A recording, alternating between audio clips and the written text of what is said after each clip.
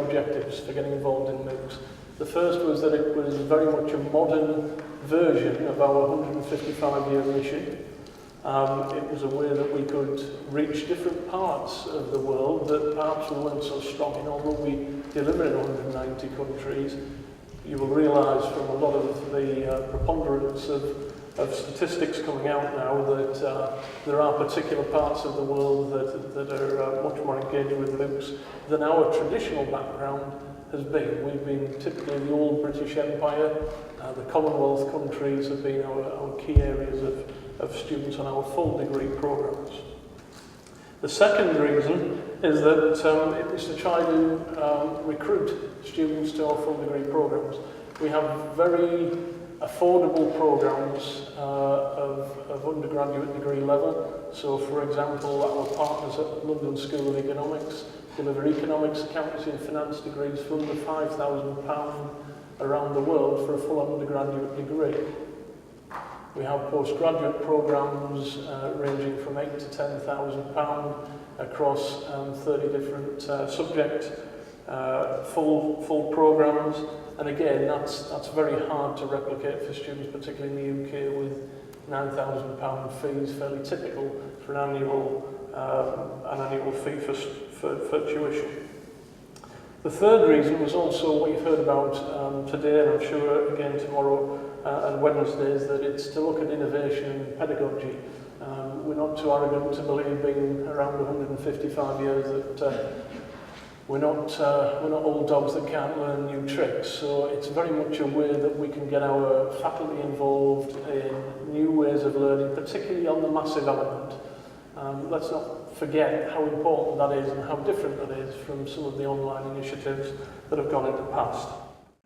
Around 1.5% of the active learners, bear in mind this was still early days for the Coursera partnership with whom we delivered these programmes. We issued all of them as signature track programmes, which means that if a student paid on average around $49, they would get an authenticated assessment by Coursera, and they would therefore get a special certificate at the end. Of those students, around 99% passed.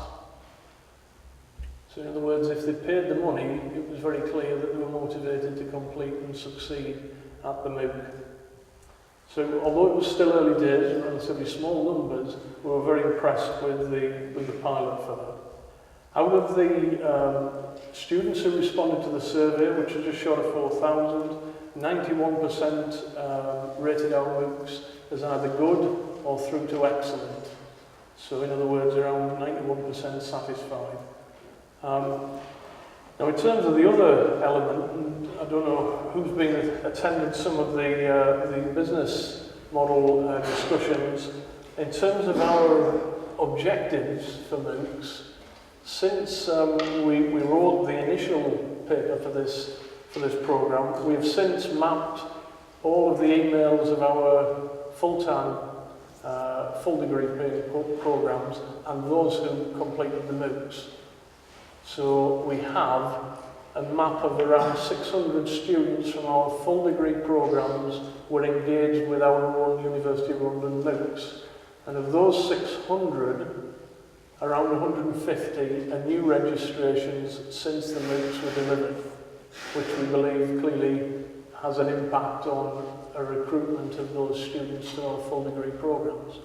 To give you some metrics on that, the 4 MOOCs cost us around £80,000 to deliver. So in other words, around £20,000 each. It was mentioned in some of the earlier talks, that's not necessarily the full cost, because many of our professors who were involved in it, many of our instructors, had this as time devoted to scholarly activity, some are using it for research.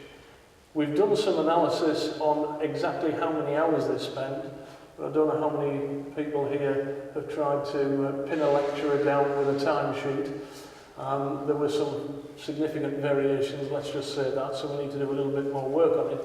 We reckon that would probably double the cost, so around £35,000 to £40,000 for each MOOC, if we included all of the instructor time and the various teaching assistant time. So if we take 80,000, if we take even twice as much. For our fee-paying students with 150 joining our full programs, we have an annual revenue of around £1,000 per student, which is a fairly standard average revenue that we get, depending obviously how many modules that the students do and complete. So in other words, that's £150,000 of extra revenue that we've got in. It's not entirely surplus, but nonetheless it is extra revenue that we've generated. So for us, the business model works well. I don't think there's anybody else actually reported that kind of conversion rate from MOOCs through to full degree programs. And obviously the reason we see it mainly is because the students can study affordably for one of our programs while still in their own country. One of the questions we often get is how is MITx different from edX? And even though they're right up the street from us, there are some pretty distinct differences. So one way to kind of think about edX in some ways is as the theater. So edX offers a platform that's used by a number of campuses, MITx, MIT, and Harvard being the founding partners in this. And they distribute the educational resources of individual institutions widely, broadly, which is in some ways in contrast to how we think about the work of MITx. So MITx is in some ways both a production house, so the work our team does is develop MOOC courses in partnership with our faculty and course teams, but we're also sort of a smaller theater for our own campus and offering, using the edX platform, offering educational opportunities to our students on campus using the tools that the platform provides. So what's our mission? Our mission is really in three parts. One is to support digital learning on campus for our residential programs, using those tools again to think about flipped classrooms, innovating learning, spur kind of experiments in education on campus. Clearly the second part of what we do is MOOC development, so supporting our faculty and thinking about how to structure course teams, produce courses, use sound instructional design principles. And third, which is beginning to emerge as research efforts have been undertaken, try to understand what's going on both residentially and in MOOCs and apply that learning to the redesign of courses and work around digital learning on campus. So, as we think about what we do, there's sort of three things that are going to define, we hope, MITx courses. One, reflecting the quality of an MIT education as closely as we can, and I think there's still a lot to be learned there. We're looking at making our courses open in a different way than we think about OpenCourseWare, but open in terms of enrollment for students and always having that option available. And then third, really grounded in learning research. And that, again, is emerging a huge focus for us in terms of measuring the impact of the courses and teaming up with others on campus, like our teaching and learning lab, to try to understand what's going on. Our expertise, so as we think about our central team and what we offer to our faculty, our expertise is in several areas. One, we offer project management around courses. So we have project managers that work with course teams. We have video production and management, kind of a key part of what we do both centrally and in conjunction with our academic media and production services group on campus. We offer instructional design expertise, technical support around the platform so that faculty can have someone they're in touch with who, if they have questions, that we can respond very quickly. We look at trying to train across these areas, and this has been an emerging area that as we begin to learn about the impact, both educationally and in terms of process, that we can disseminate that to our faculty, and faculty can begin to talk to their colleagues about their experience, so facilitating that. And then looking at consulting, so consulting in the sense of best practices from what we've learned, as well as what's coming out of the learning research. What's the challenge here?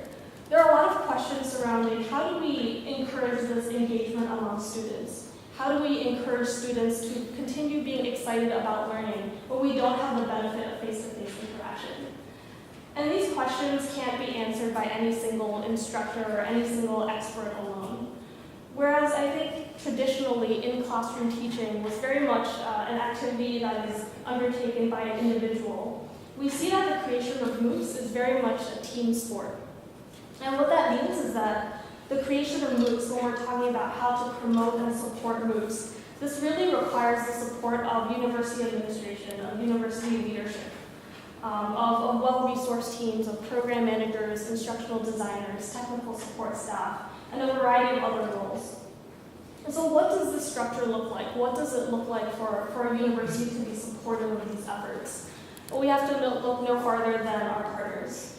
At Vanderbilt University in the US, in terms of their first batch of MOOCs, the associate provost actually had long phone calls with each of the first faculty members who are some of the most well-respected and innovative faculty members on campus to get a sense from them what are their goals for teaching MOOCs, and also describe what teaching a MOOC actually means. So what's the history of MOOCs? What are the structures and composition of MOOCs? What does it mean to teach to 10,000 students or 50,000 students as opposed to just 100 or 200?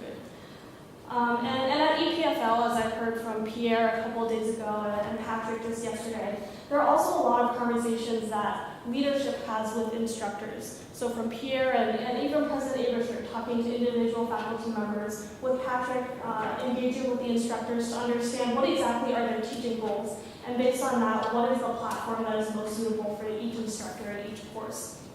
It's through these conversations that instructors can really be supported in the process of creating MOOCs. And in addition to that, there's the idea of faculty mentorship. So why not engage with more faculty and have faculty talk to each other?